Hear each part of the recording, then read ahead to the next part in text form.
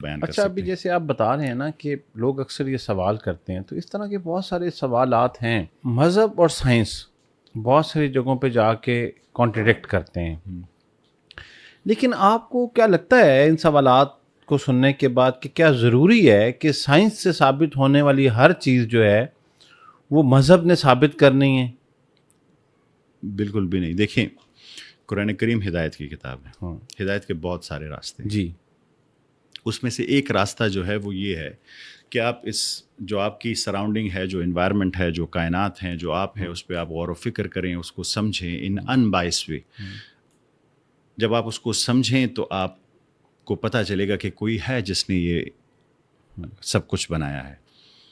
جیسے Max Planck جو ہے وہ کوانٹم فزکس کے فادر مانے جاتے ہیں، بالکل پائنیئرز میں سے ہیں. وہ کہتے ہیں for a believer God is at the beginning of everything. بس وہ جو بھی کام شروع کرتا ہے کہ خدا نے کیا ہوا ہے. اینڈ فار اے سائنٹسٹ یا for a physicist God is at the end of everything. جب ہم ہر چیز کی انتہا پہ پہنچتے تو ہمیں پتہ چلتا ہے کہ کوئی ہے جو یہ سب کچھ چلا رہا ہے. وہ اس کی انتہا میں ان کے پاس ہی جوابات. تو یہ سائنس ایک راستہ ہے اپنے رب کو پہچاننے کا، اس کی کائنات سے، اس کی تخلیق سے، اس کی نشانیوں سے اس کو پہچاننے کا.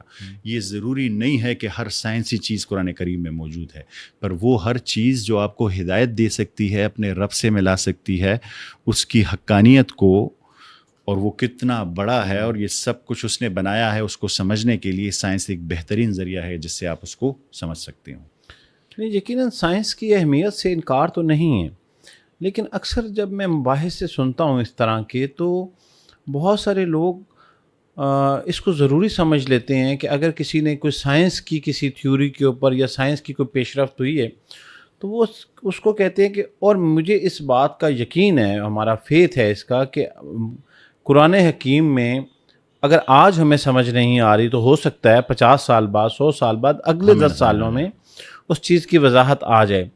لیکن مذہب اور سائنس کو دونوں کو مطلب سائنس ایک سبجیکٹ ہے، اور میں اکثر یہ کہتا ہوں کہ یہ ہمیں دنیا میں زندگی گزارنے کے علوم فراہم کرتا ہے، ٹھیک ہے، جبکہ مذہب اس دنیا سے چلے جانے کے بعد ہماری زندگی کیا ہے اس کے مطابق علوم دے رہا ہے.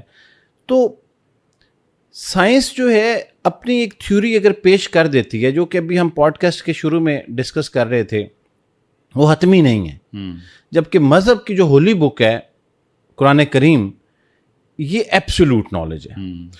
تو میں اکثر یہ سوچتا ہوں کہ جب لوگ اس طرح کے مباحثے میں جاتے ہیں یا ویڈیوز میں مجھے نظر آتا ہے، تو میں کہتا ہوں کہ آج جو سائنس نے پروو کیا تو ہم قرآن کریم سے اس کو ریلیٹ کرتے ہیں. تو یہ جو آج کی پروون فیکٹ ہے، یہ تو کل پھر بدل جائے گا. تو کیا اس وقت دوبارہ نئی دلیل کے ساتھ سائنس کے ماننے والوں کو قائل کرنا پڑے گا، یا پھر ایسے نہیں؟ دیکھیں یاسر صاحب، آپ میرا سوال سمجھ گیا آپ سے. ہاں، آپ کہہ رہے ہیں کہ اگر ایک چیز ہمیں ابھی قرآن کریم کے مطابق لگتی ہے سائنس کی، جی، اور وہ بدل جائے تو کیا ہم اس کے مطابق کہیں گے کہ یہ اب کیا کریں گے، یہ تو چینج ہو گیا؟ ہاں جی. دیکھیے، سب سے پہلے تو سائنس کو سمجھیے. سائنس کیا ہے؟ صحیح. Science is a method of study کرنے کا ایک طریقہ ہے. ٹھیک ہے. کائنات کو، ریئلٹی کو سمجھنے کا ایک طریقہ ہے، جس میں آپ ٹیسٹنگ کرتے ہیں، آبزرویشن کرتے ہیں ان این ان بائس وے، تاکہ آپ ریئلٹی کو سمجھ سکیں. یہ سائنس ہے. ہم نے اسے سائنس کا نام دیا ہے. پر قرآن کریم کا ایک حکم ہے، افلا ینظرون، کیا تم دیکھتے نہیں، آبزرو نہیں کرتے؟ افلا یاقلون، کیا تم انٹلیکٹ نہیں استعمال کرتے، سوچتے نہیں، فکر نہیں کرتے؟ افلا تاقلون، بار بار بار بار بار بار. یہ ہم جسے سائنس کہہ رہے ہیں نا، میتھڈ آف اسٹڈی جو ان بائس ہے، وہ تو قرآن کریم نے ہمیں سکھایا ہوا ہے. کیا اپنے چیزوں کے بارے میں سوچنا ہے، اس کی حقیقت کے بارے میں سوچنا ہے، اس کی ریئلٹی کے بارے میں سوچنا ہے. افلا ینظرون الی الابل کیف خلقت، کیا آپ نے اس اونٹ کو نہیں دیکھا ہم نے اسے کیسے بنایا ہے؟ کیا آپ نے اس آسمان کو نہیں دیکھا کہ ہم نے اسے کیسے اٹھایا ہے؟ کیا آپ نے اس زمین کو نہیں دیکھا ہم نے اسے کیسے بچھایا ہے؟ کیا اور اس سورہ بقرہ کی آیت نمبر 164 میں تو پھر تمام چیزوں کا ذکر کرتے ہیں کہ اس میں تمہارے لیے نشانیاں ہیں، تم اس پر سوچتے نہیں ہیں. یہی کام سائنس کر رہی ہے. پر چونکہ ہم نے اسے نام سائنس کا دے دیا ہے تو ہم نے اسے ایک لحاظ سے قرآن کریم کے مد مقابل کھڑا کر دیا. نہیں، یہ میتھڈ آف اسٹڈی ہے، اور وہی میتھڈ آف اسٹڈی ہے جب ان وائز کیا جائے، جو قرآن کریم کا حکم ہے کہ آپ اسے سائنس مت کہیں، اسے قرآن کریم کا حکم کہیں. قرآن کریم کہہ رہا ہے چیزوں کو سمجھیں، اس پہ سوچیں یہ کیسے بنی, کہاں سے بنی. اب اس میں ایک چیز یاد رکھیے گا, ہمارے پاس جو علم ہے وہ لمیٹڈ ہوتا ہے. ہم شاید ایک لیئر انکور کر سکیں, اس کے ساتھ 5 لیئرز اور ہوں گی. ہمارے بعد آنے والے اس کی دوسری لیئر انکوریں گے, پھر تیسری کریں گے, پھر چوتھی کریں گے, پھر 5ویں کریں گے. تو ہم لوگ جو کام کریں گے ابھی سائنس پر, جس چیز کو سمجھیں گے, اس کے بعد آنے والے لوگ اس کے ایک اور لیئر کو فائنڈ آؤٹ کریں گے, اس کے بعد ایک اور لیئر کو فائنڈ آؤٹ کریں گے. تو یہ کام میں اس کو ایسے نہیں لیتا کہ آج کیا تو ایک جیسا ہے اور کل متضاد نہ ہو جائے. نہیں, میں اس کو ایسے لیتا ہوں کہ میں نے ایک لیئر بچھائی, آنے والا اس پہ دوسری لیئر بچھائے گا, تیسری بچھائے گا, اور یہ ایک بنڈل آف نالج بنتا جائے گا, بجائے کہ ایک دوسرے کے ساتھ تضاد میں چلا جائے گا. مجھے لگتا ہے کہ یہ ایک سیکوینس میں سنکرونائز ہو کے ایک ساتھ ہی جاتا جائے گا, پر یہ نالج کمپائل ہوتا جائے گا, بڑا ہوتا جائے گا. آپ کو پتہ ہے پہلا سائنٹیفک میتھڈ کس نے ایجاد کیا؟ نہیں پتا. ابن ہیشم نے, مسلمان. اچھا, یہ بڑی ایک زبردست بات ہے. یہ جب آپ نے یہ پوچھا نا, تو بہت سارے لوگ جو آپ کو یہ سوال بڑا کامن فیس کرنا پڑتا ہوگا کہ اگر آپ قرآن کریم ہر چیز کو ثابت کر رہے ہو, اور یقیناً ثابت کرتا ہے, تو پھر ایسا کیوں نہیں ہوتا کہ تمام ایجادات جو ہیں وہ مسلمانوں نے کی ہوں؟ تو ایجادات میں ہم سے یہ سوال کیا جاتا ہے کہ آپ مسلمان پیچھے ہیں, جبکہ آپ کی ہولی بک میں تو یہ سب کچھ پہلے سے موجود ہے. بہت خوبصورت. تو اس آرگیومنٹ کو آپ کیسے کاؤنٹر کرتے ہیں؟ بہت خوبصورت بات. قرآن کریم نے کبھی نہیں کہا کہ یہ نشانیاں مسلمانوں کے لیے. اچھا, قرآن کریم نے ہمیشہ کہا ہے یہ نشانیاں عقل والوں کے لیے. آسمان اور زمین کی پیدائش میں, رات اور دن کے بدلنے میں نشانیاں ہیں, مسلمانوں کے لیے نہیں, عقل والوں کے لیے. جو بھی عقل استعمال کرے گا, جو بھی یہ اسٹڈی میتھڈ اپنائے گا, چیزوں کو آبزرو کرے گا, ٹیسٹ کرے گا, سمجھنے کی کوشش کرے گا, اس کو یہ نشانیاں ملیں گی. تو اللہ تعالیٰ نے کیا کہا ہے قرآن کریم میں؟ یہ نشانیاں کس کے لیے ہیں؟ عقل والوں کے لیے. اور ایسا بھی نہیں ہے کہ مسلمانوں نے کچھ نہیں کیا. نہیں, ہمارا جب وہ ہے, اور بہت ساری مثالیں ہیں ابھی بھی مسلم سائنٹسٹ دیکھیں, ان کے کام دیکھیں, بہت سارے بہت زبردست کام کر رہے ہیں. جب بھی ایک چیز آئی اس میں مسلم سائنٹسٹ کام کر رہے ہیں. ہاں, کمپیریٹیولی ہم بہت کم ہیں اور بہت پیچھے ہیں پچھلے 800 یا 1000 سال سے. پر اس سے پہلے جو بنیادیں, آپ کو پتہ ہے ابھی بھی آسمان میں کتنے ستارے مسلم عربک نیم سے ہیں؟ آپ کو پتہ ہے کہ یورپ میں 800 سال تک ابن سینا کی کتاب پڑھائی گئی. آپ کو پتہ ہے کہ یہ گریوٹی کی باتیں, یہ فزکس کے بیسکس ابن ہیشم نے سٹارٹ کیے. کیمرہ کی بنیاد کس نے رکھی؟ روبوٹکس کی بنیاد کس نے رکھی؟ کس نے اس ٹائم سٹارٹ کیا؟ اڑنے کی بنیاد کس نے رکھی؟ یہ تمام بنیادیں وہاں سے رکھی گئی. اس کا مطلب یہ ہے کہ ہم اپنے راستے سے بھٹک گئے, وہ لوگ اپنے راستے پہ تھے. گواہ دی ہم نے جو افلاس سے میراث پائی تھی, سریا سے زمیں پہ آسمانے ہم کو دے مارا. ہم نے اپنا راستہ بھٹک دیا ہے, کیونکہ اللہ تعالیٰ نے یہ نشانیاں یہ نہیں کہتے کہ یہ مسلمانوں کے علاوہ کسی کو نہیں ملے گی. قرآن کریم نے صاف لکھا ہوا ہے یہ نشانیاں ان کو ملے گی جو عقل استعمال کرے گا. اب عقل جو استعمال کر رہا ہے, جس ٹائم تک مسلمان استعمال کر رہے تھے ان کو مل رہی تھی. ہم نے ریسرچ چھوڑ دی اور یہ کہہ دیا کہ سائنس اور قرآن پیرالل نہیں جا سکتے, یہ 2 الگ چیزیں ہیں, ایسا مت کرو. تو ہم لوگوں نے سائنس کو ایک ایسی چیز لے لی جو ہمارے خلاف ہے. یہ شاید کفار کی کوئی سازش ہے, یہ ان کی میراث ہے. بالکل ایسا نہیں ہے. سائنس اسے کہے ہی نہ, اس کا نام بدل دیں, اسے کہیں قرآن کریم کہہ رہا ہے کہ چیزوں پر تدبر کریں, تفکر کریں, غور و فکر کریں, یہ نام اس کا رکھ لیں. پر قرآن کریم کا حکم ہے سوچنے کا, سمجھنے کا چیزوں کو. آسمان اور زمین, جب اللہ تعالیٰ کہتے ہیں آسمان اور زمین کی پیدائش میں نشانیاں ہیں, یاسر صاحب تو یہ ایسٹرو فزکس نہیں ہے, کاسمولوجی نہیں ہے. آسمان اور زمین کی بننے میں نشانیاں ہیں, رات اور دن کے بدلنے میں نشانیاں ہیں, یہ تمام چرند پرند جو اس زمین پر ہے اس میں نشانیاں ہیں, ہوائیں بادل اس میں نشانیاں ہیں, اونٹ میں نشانیاں ہیں, زمین میں نشانیاں ہیں, پہاڑوں میں نشانیاں ہیں, تمہاری اپنی ذات میں نشانیاں ہیں. یہ تمام سائنس کی تمام برانچز کور کرتی ہے. پر چونکہ اس کا نام سائنس رکھ دیا گیا تو ہماری اس سے دشمنی ہوگی, میرے خیال میں. یہ اچھا, یہ تو ایک جو خیال یہ ہے کہ سائنسی ذہن جو ہے, سائنٹیفک ذہن, وہ مذہبی ذہن نہیں ہو سکتا, یہ گمان ہے. تو آپ اس سے اتفاق کرتے ہیں؟ ماضی میں آپ دیکھیں کہ کیا ایسا ہوا ہے کہ جتنے لوگوں نے ایجادات کی ہوں گی یا کی ہیں, کیا وہ لوگ بلیور تھے یا نان بلیور کی تعداد زیادہ ہے؟ یہ بات آپ کی اس لحاظ سے لیں کہ مذہبی کو آپ کیسے ڈیفائن کرتے ہیں؟ مطلب بلیور کو. ہاں، اگر آپ کہیں کہ ایک انٹلیکچوئل مائنڈ مذہبی اس سینس میں نہیں ہوتا کہ اس سے جو کہا جائے وہ فالو ایز اٹ از نہیں کرتا جب تک وہ چیزوں کو سمجھ نہ لے، تو تب آپ ٹھیک ہیں کہ وہ نہیں مانے گا جب تک وہ خود اس چیز کو سمجھ نہ لے یا پروف نہ کر سکے. اس میں ایک چیز ہے سب میں آپ کو سمجھانا چاہتا ہوں. دیکھیں میرے لحاظ سے تو جو انٹلیکچوئل ذہن ہوگا، جو سائنٹیفک ذہن ہوگا، وہ مومن بنے گا. مسلمان اور مومن میں بھی فرق ہے. بالکل. وہ دل سے اور دماغ سے یقین کرے گا، وہ ایمان لے کے آئے گا، وہ سچا سجدہ کرے گا جو اس کے دل سے نکلے گا، کیونکہ وہ چیزوں کی حقیقت کو سمجھ جائے گا. مسئلہ کیا ہوتا ہے؟ مسئلہ یہ ہوتا ہے، علامہ اقبال کا شعر ہے نا، عقل گو آستہ سے دور نہیں، اس کی قسمت میں پر حضور نہیں، دل بینا بھی کر خدا سے طلب، آنکھ کا نور دل کا نور نہیں. اور ایک اور شعر ہے کہ گزر جا عقل سے آگے کہ یہ نور، چراغ راہ ہے منزل نہیں ہے. گزر جا عقل سے آگے کہ یہ نور، چراغ راہ ہے منزل نہیں ہے. عقل آپ کو ایک سٹیج تک لے کے جاتی ہے، اس کے بعد آپ کو لیپ آف فیتھ لینا ہوتا ہے. میں آپ کو سمجھاتا ہوں کیسے. دیکھیں اس کائنات میں بہت ساری چیزیں ہیں جسے اگر آپ آبزرو کریں، ٹیسٹ کریں، تو اپنی کوگنیٹیو ایبلٹی سے اسے سمجھ سکتے ہیں. آپ مجھ سے ایگری کرتے ہیں اس بات پر؟ بالکل. ٹھیک ہے، آپ نے ایک چیز کو ہاتھ لگایا، گرم تھی، آپ نے کہا ہاتھ ہٹا لیا. گرم چیز کو ہاتھ نہیں لگانا. کوئی چیز آگ پہ پڑی رہے گی، مختلف چیزیں آپ سیکھتے ہیں.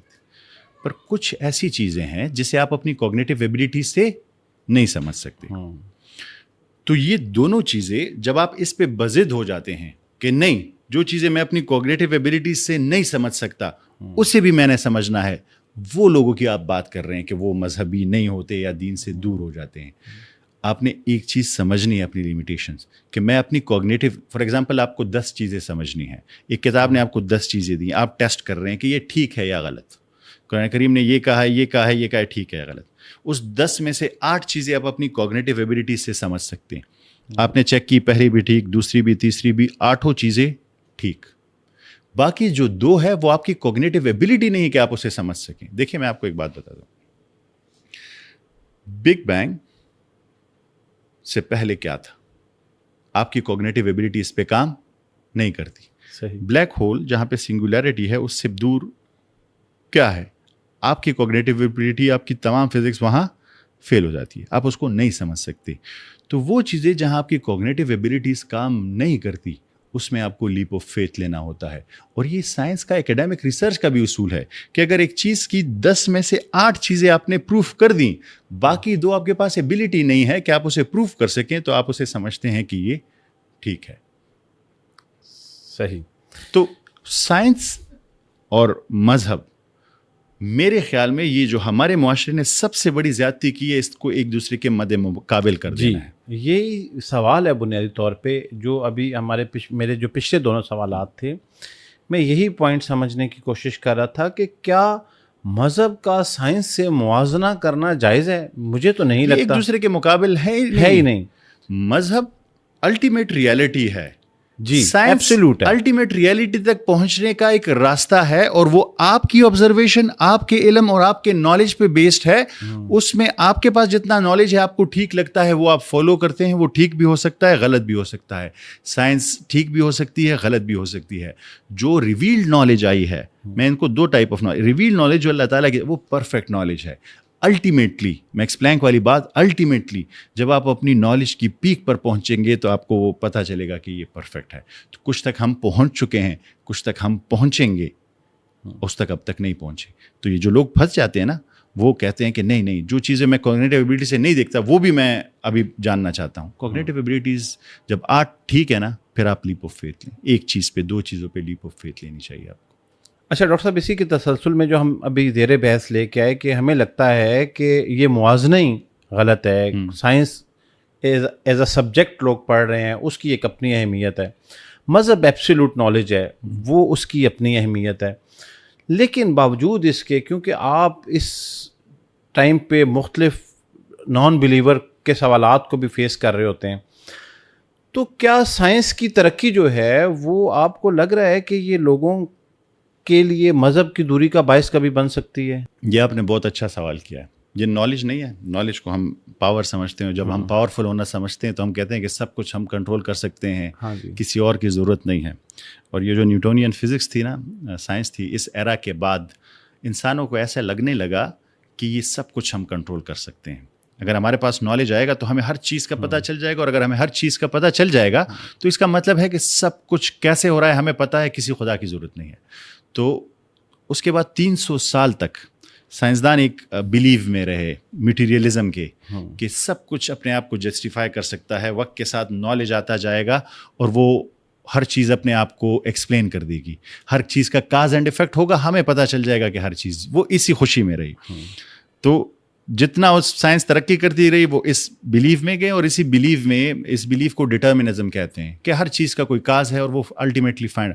بلکہ آپ نے لیپلیس ڈیمن کا سنا ہوگا. لیپلیس ڈیمن ایک کنسیپٹ ہے کہ اگر ایک ایسا سپر کمپیوٹر جسے ساری کنڈیشنز پتہ چل جائے, وہ آپ کی ساری لائف پریڈکٹ کر دے گی کہ اس کے بعد یہ ہوگا, یہ ہوگا. اس یونیورس کی ہر ایک چیز کو پریڈکٹ کر دے گا. کسی چیز کی ضرورت نہیں ہے, سب کچھ سرٹن ہے, سب کچھ ڈیسائیڈڈ ہے, بس آپ کے پاس صرف وہ ٹولز ہونے چاہیے, اس سے آپ فائنڈ آؤٹ کر لیں گے. ان شارٹ ڈٹرمنزم یہ کہنا چاہ رہی تھی کہ کسی خدا کی گنجائش نہیں ہے. جو کچھ ہو رہا ہے اس میں تمام کازز اپنے آپ کو ایکسپلین کر رہی ہے. پر اللہ تعالیٰ کا کرنا ایسا ہے کہ جتنی سائنس بڑھتی ہے نا, جیسے آپ نے کہا کہ دوری ہو, مجھے لگتا ہے جتنی سائنس بڑھتی ہے ہم اتنے دین کے قریب ہوتے جاتے ہیں. تو جو 1927 کی کانفرنس تھی نا, جس میں تمام 29 فزسسٹ اکٹھے ہوئے تھے, جس کی ایک فوٹوگراف بڑی مشہور ہے, وہاں پہ ایک بہت بڑی ڈیبیٹ بھی سٹارٹ تھی.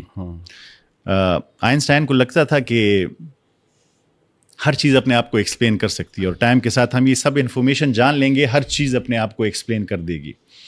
پر ایک ینگ جرمن سائنٹسٹ تھے ہائزنبرگ, انہیں کہا کہ انہیں لگتا تھا ایسا نہیں ہے, ہم ہر چیز کو ایکسپلین نہیں کر سکتے, کچھ چیزیں ہماری حد سے باہر ہیں, ہمیں سب کچھ بھی پتہ چل جائے پھر ہم نہیں. یہی سوچتے سوچتے انہوں نے Heisenberg uncertainty principle find out کیا. وہ کیا ہے؟ دیکھیں, میں اور آپ کس سے بنے ہیں؟ سیل سے. یہ آرگنز ہیں, آرگن سیل سے بنے ہیں, سیلز مولیکیول سے, مولیکیولز جو ہے الیکٹران پروٹون نیوٹران سے بنے ہیں. مطلب بیسک الیکٹران ہے, پروٹون نیوٹران درمیان میں ہیں, الیکٹران اس کے ارد گرد گھومتے رہتے. تو اب تک یہ بلیو کیا جا رہا تھا ہائزنبرگ کے ٹائم تک کہ یہ پروٹون نیوٹران ہے, الیکٹران اس کے گرد گھوم رہا ہے, ہمیں معلوم ہے ایسے گھوم رہا ہے, ہم یہی پڑھتے رہے ہیں, یہی ہم نے وہی ماڈل ہمیں ابھی بھی بلکہ دکھایا جاتا ہے. اور اسی پہ یہ سب کہہ رہے تھے کہ ہمیں سب چیز, ہر چیز کا پتہ ہے, بنیاد ہماری وہ الیکٹران پروٹون نیوٹران ہے جو ہمارے اندر ہے. ہائزنبرگ نے کہا کہ ہمیں پتہ ہی نہیں ہے کہ الیکٹران کہاں ہے, ہمیں یہی نہیں پتا کہ الیکٹران اس ٹائم کہاں ہے, وہ یہاں ہے یا ہم اس کی پوزیشن ایک ٹائم پہ ڈٹرمن ہی نہیں کر سکتے, کہ انسرٹینٹی ہے. اس سے بنا ہائزنبرگ انسرٹینٹی پرنسپل. اس کا دعویٰ یہ تھا کہ ہمیں تو الیکٹران جو سب سے بیسک اکائی ہے اس کا نہیں پتا, وہ ایک ٹائم پہ یہاں ہے یا وہاں ہے یا کہاں ہے, ہمیں نہیں پتا. جب ہمیں اسی کا نہیں پتا تو ہم یہ کیسے کہہ سکتے ہیں کہ ہم ہر چیز کو ڈٹرمن کر سکتے ہیں, ہر چیز کا. آئنسٹائن سے ایگری نہیں تھے. الٹیمیٹلی اس کا کنکلوژن کیا نکلا؟ آئنسٹائن اپنا آرگومنٹ لے کے آتے تھے, یہ اور نیل بور اپنا آرگومنٹ لے کے آتے تھے. الٹیمیٹ پھر آئنسٹائن نے ایک فوٹون باکس کا کنسیپٹ لے کے آیا جو اسے بڑا زبردست لگا. اس نے کہا یہ دیکھو, اس کے فنکشنز ایکسپلین کیے کہ ہم ہر چیز پریڈکٹ کر سکتے ہیں. اس میں بھی گریوٹی کی وجہ سے نیل بور نے اسے ایکسپلین کر کے دیا کہ اس میں بھی انسرٹینٹی ہے, اس کو بھی آپ ایکسپلین نہیں کر سکتے. الٹیمیٹلی آئنسٹائن کو یہ ماننا پڑا کہ انسرٹن ہے, اور وہ پرنسپل ہمارے پاس ابھی بھی موجود ہے, ہائزنبرگ انسرٹینٹی پرنسپل. آپ الیکٹران کی پوزیشن کو ڈٹرمن نہیں کر سکتے جب آپ کسی چیز کی بنیاد کو ہی نہیں ڈٹرمن کر سکتے کہ وہ اس ٹائم پہ کیا ہے, کیسا ہے, تو آپ کسی چیز کی بھی ریئلٹی کو نہیں ڈٹرمن کر سکتے. اچھا, اس میں ڈاکٹر صاحب میں پڑھ رہا تھا, میں نے سنا ہے کہ جب اس کو دیکھا جاتا ہے تو دیکھنے سے پہلے وہ اس لوکیشن پہ ہوتا ہے, جب اس کو یہ پتہ چلتا ہے کہ کوئی مجھے دیکھ رہا ہے تو وہ اپنی پوزیشن چینج کر لیتا ہے. وہ ینگ ڈبل سلٹ ایکسپیریمنٹ ہے. اچھا, وہ ینگ ڈبل سلٹ ایکسپیریمنٹ ہے کہ جب کوئی چیز اسے آبزرو کر رہی ہو, آبزرو نہ کر رہی ہو تو الیکٹران ویو فارم میں ہوتا ہے, اور جب اسے آبزرو کرے تو وہ پارٹیکل فارم میں شفٹ ہو جاتا ہے. یہ بھی کوانٹم فزکس کی اب یہ بڑا زبردست یہاں پہ سوال ہے, یہ میں نے بہت جگہوں پہ پڑھا ہے, لیکن مجھے یہ سمجھ نہیں آتی کہ یہ کیسے طے ہوا.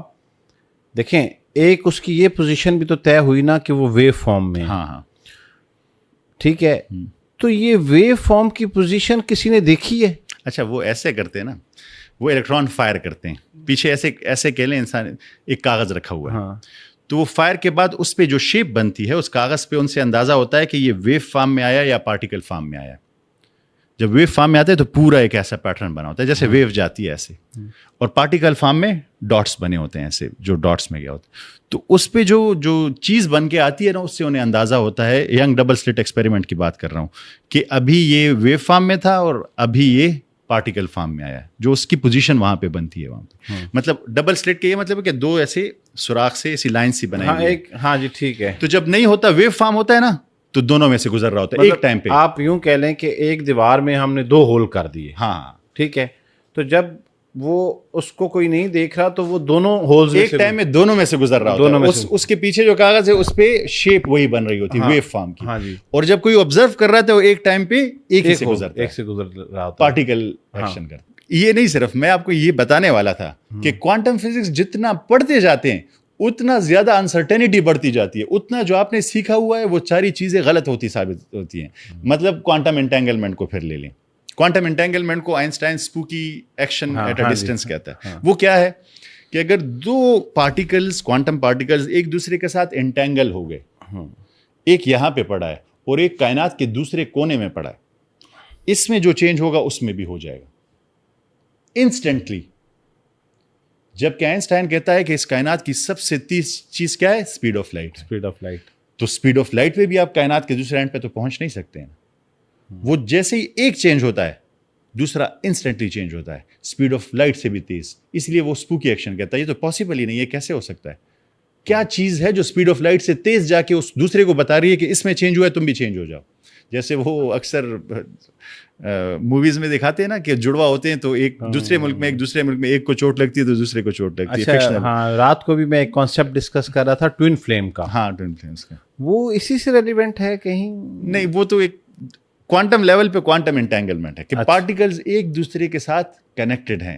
ایک کے اسٹیٹ میں چینج ہوتا ہے, دوسرا نو میٹر جہاں بھی ڈسٹینس ہو, جتنا بھی ڈسٹینس ہو وہ بھی چینج ہوگا.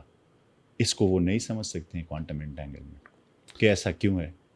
اچھا, دیکھنے والوں کے لیے یہ کہ یہ ایک بڑی دلچسپ مرحلے میں ہماری پوڈ کاسٹ داخل ہو گئی ہے, لیکن خبر یہ ہے کہ ہمارے پاس وقت تھوڑا کم ہے. تو اب ہم ڈاکٹر صاحب سے یہ وعدہ لیتے ہیں کہ یہ جب بھی اسلام آباد تشریف لائیں گے تو ہمارے اسٹوڈیو میں آئیں گے اور یہ کوانٹم فزکس کے اس موضوع کو ہم یہیں سے کنٹینیو کریں گے. بالکل. اور ایک سیر حاصل گفتگو اس پہ آپ کو سننے کو ملے گی. یہ چھوٹی سی ایپیسوڈ تھی, اس سے پہلے ہم اسی جگہ پہ ایک اور ایپیسوڈ ریکارڈ کر چکے ہیں جو شاید آپ اس سے پہلے آپ دیکھ چکے ہیں. تو ڈاکٹر صاحب آپ جب بھی اسلام آباد تشریف لائیں تو میں چاہوں گا کہ اسی گفتگو کو ہم یہیں سے کنٹینیو کریں. اور آپ کے وقت کا بہت بہت شکریہ. ضرور یاسر صاحب, آپ کا بہت شکریہ, آپ کا آنا, اتنا ٹریول کرنا. اور میں ہمیشہ آخر میں ایک بات ضرور کہتا ہوں. جی, میری پوری ڈسکشن کا ایک ہی مقصد ہے کہ آپ لوگ بھی سوچنا شروع کریں. یہ ہم سب کی ذمہ داری ہے.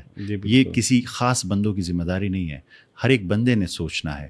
میری عقل لمیٹڈ ہوگی, میری کیپیسٹی لمیٹڈ ہوگی, میں نے تھوڑا سوچا ہوگا, آپ شاید مجھ سے 2 قدم آگے جائیں گے. پر صرف بات یہ ہے آپ کے پاس یہ ڈیسیجن ہے اور اسی پہ آپ سے پوچھا جائے گا کہ آپ نے اپنا ٹائم اور اپنی اٹینشن کہاں لگایا. آج ڈیسائیڈ کریں, بیٹھیں, مجھے غلط ثابت کریں, میں تو بڑا کمزور ہوں, مجھے غلط ثابت کریں, سائنٹسٹ کو غلط ثابت کریں, find out some thing new, کسی چیز کی ریسرچ کریں, اس کائنات کو سمجھیں. یہ بھی اللہ تعالیٰ کی کتاب ہے. جتنا آپ سمجھیں گے اتنا زیادہ آپ اللہ تعالیٰ کے قریب ہوں گے. کوانٹم فزکس, یہ میں لاسٹ میں یہی آپ کو بتانے جا رہا تھا کہ جتنا 300 سال تک انہیں لگ رہا تھا کہ سب کچھ ہم کر رہے ہیں, اللہ تعالیٰ نے کوانٹم فزکس سمجھانا شروع کیا تو انہیں پتہ چلا ہمیں تو کچھ پتہ ہی نہیں ہے. ہم تو بنیاد کو نہیں سمجھتے, وہ جو ذرہ ہے ہم اس کو نہیں سمجھتے, تو باقی تو چھوڑے, اس کو ہم کیا سمجھیں گے. اب سب سے انٹرسٹنگ بات وہ ہے, جب ہم ملیں گے تو پھر آپ کو بتاؤں گا. یہ سمجھ لیں 2 انجینئر ایک گھر پہ کام کر رہے ہیں, ایک بجلی کی تاریں لگا رہا ہے, ایک بلڈنگ بنا رہا ہے. آئنسٹائن کی جو فزکس ہے نا, وہ جیسے بلڈنگ بنا رہا ہے وہ بڑی چیزوں کی فزکس ہے, پلانٹس کی, اسٹارس کی, کلاسیکل فزکس جیسے کہتے ہیں نیوٹونین اور آئنسٹائن کی فزکس. کوانٹم فزکس ذروں کی ہے, مثال کے طور پہ جو تارے لگا رہا ہے, ان دونوں کے درمیان ابھی تک انہیں کوئی کنیکشن ہی نہیں ملا. ان کو پتہ ہی نہیں ہے کہ یہ دونوں ایک دوسرے سے کیسے کمیونیکیٹ کر رہے ہیں. گریوٹی اور کوانٹم لیول پہ کیسے انٹیگریشن ہو انہیں نہیں پتا. یہ ایسے ہی ہے کہ بلڈنگ بن رہی ہے, جو تاروں والا ہے وہ بھی بہت خوبصورت کام کر رہا ہے, بلڈنگ والا سب کچھ صحیح چل رہا ہے, پر دونوں انجینئر آپس میں بات ہی نہیں کر رہے. انہیں پتہ نہیں ہے کہ یہ کیسے, یہ تو کوآرڈینیشن ہو بھی نہیں اور پرفیکٹ بن رہا ہے. سائنس کو کچھ نہیں پتا. اس پہ کسی دن پھر بات کریں گے انشاءاللہ. آپ کے وقت کا بہت بہت شکریہ. بہت مہربانی. جزاک اللہ خیر. Thank you.